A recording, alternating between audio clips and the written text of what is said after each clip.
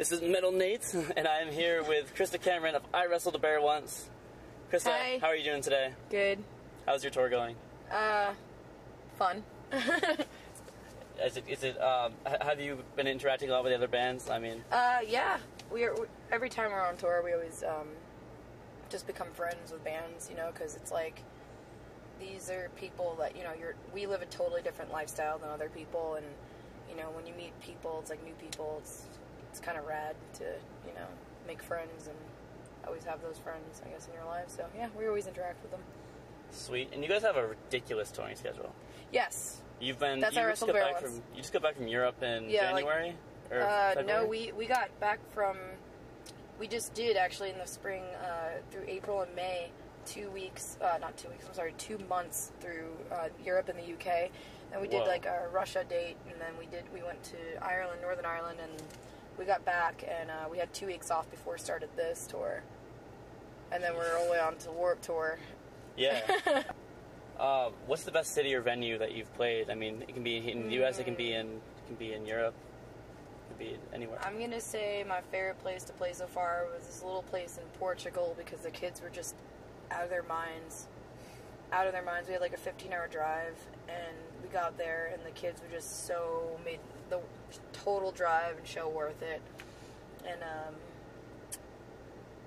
here, probably anywhere through like Texas or even Shreveport, like where the band originated, just because those are like, you know, the South, the kids, they always come out type thing. I don't know. Sorry, my glasses are broken. It's okay. It sucks. Like, my band makes fun of me. They're like, you look like you're frowning all the time now. I'm like, it hurts. Got a glue gun in the back. Anyway. Yeah, get some modeling glue. I have no money to get new glasses either. That's how Iwrestledabearonce rolls. You gotta. Well, I mean, you probably saw a ton of merch tonight, though. Even if we do, like, we don't, you know, get any money until like the end of tour. If we do get any money, but really, yeah. So. Oh, that sucks. I have $20 to my name right now. Oh. That's gonna be a hard life. Like, how is touring life? I mean, is it worth it? It is worth it, because this is what I've wanted to do since I was a kid. I'm a 26-year-old lady, so I'm an old lady, and I'm still doing it, so it's all that matters. Fair enough. And are you guys gonna be taking? I mean, it's not necessarily a break, but after Warped Tour, I didn't see too many more dates. No, after Warped Tour, we're taking about like maybe 2 weeks to a month off, and then we start a headlining tour, which is in the works right now. So any secret tidbits that you could give us on that? There's gonna be a lot of bands on there, a lot of our friends, good friends. So I'm really excited about it, and it's gonna be at some decent venues, and yeah, and then right after that we go record a new album. Oh, okay, cool.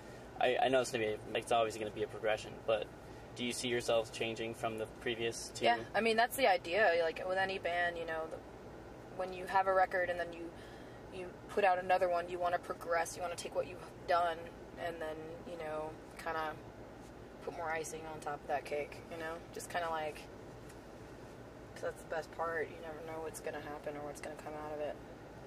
Okay. And I know we talked about this before the interview started, but you have a re-release of It's All Happening, and it is coming out tomorrow. Yep. Awesome.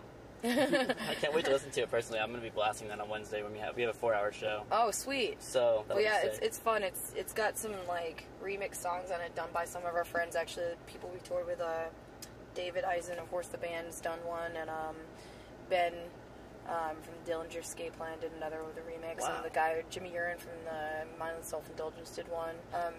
And they're really interesting to me. I mean, it's good not to like listen to anything heavy and just kind of like rock that stuff, you know. Where did the idea for that come from? We always were into remixes. Like we had an EP where we actually had these two guys called Dada Yakuza like remix All Rick Firelord for our EP, and like they were from Brooklyn, New York, and like we just fell in love with it.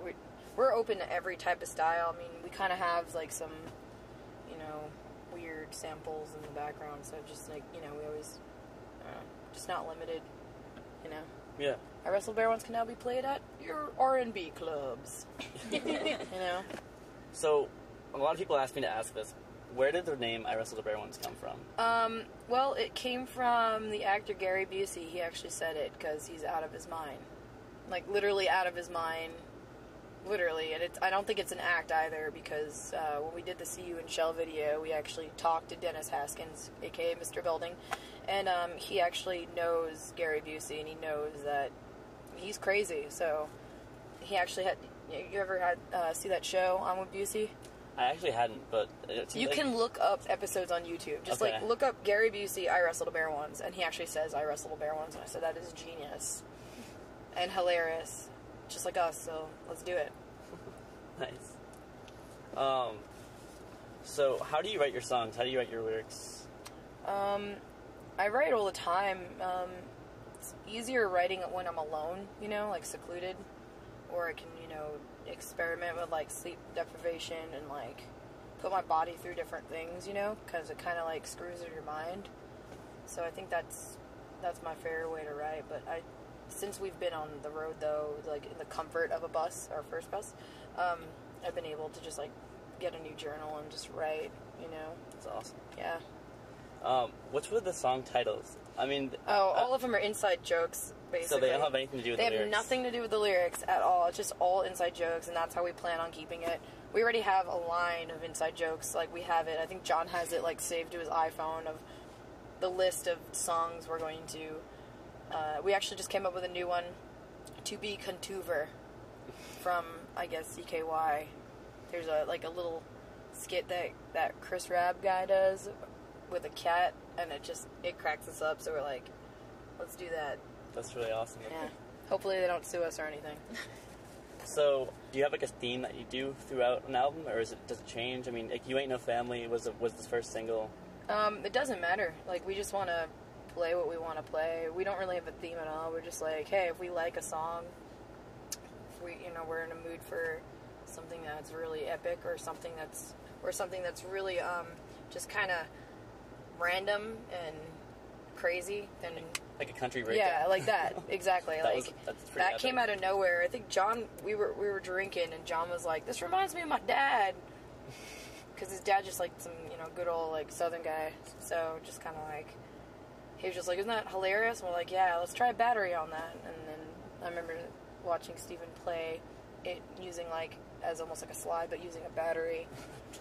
It's fun. I've never seen a battery used as a slide. They do that down south. It's like a big thing, especially like, you know, old blues.